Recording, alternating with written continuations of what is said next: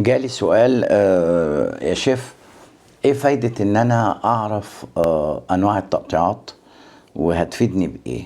على سبيل المثال خلينا نتفق ان التقطيعات هي نوع من مهارة الشيف، ومهارة الشيف يعني بتنقسم لكذا حاجة.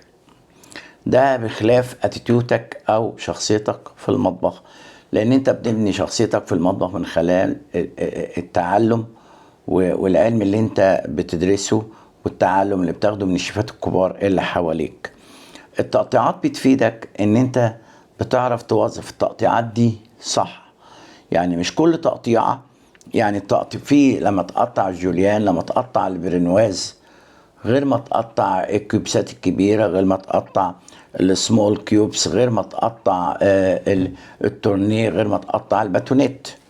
فالكل تقطيعة لها وظيفة. انت لازم بتكون وانت بتعمل حاجة اسمها بلاننج منيو، تخطيط المنيو بتاعك، بتوظف جميع انواع التقطيعات بتاعتك ديت.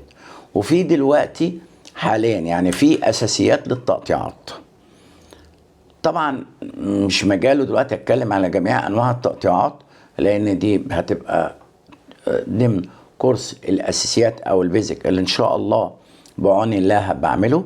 ولكن خلينا نتفق ان التقطيعات اللي انت بتتعلمها من خلال اي مكان انت بتدرس فيه، اذا كان جامعة او كلية او معهد او كورس انت بتاخد فيه اساسيات الطهي، بتوظف التقطيعات دي في المنيو اللي انت هتشتغل بيه. فدي بتفيدك.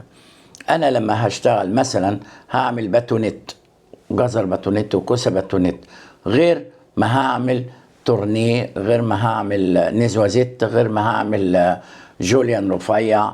انا ممكن استعمل اقطع جوليان رفيع امشيه مثلا مع الاسباجيتي، لكن ما ينفعش احط الباتونيت مع الاسباجيتي مثلا.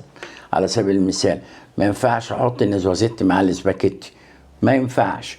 ولكن بتفرق هنا في خلال تخطيطك للمنيو. اوكي، بالتوفيق للجميع.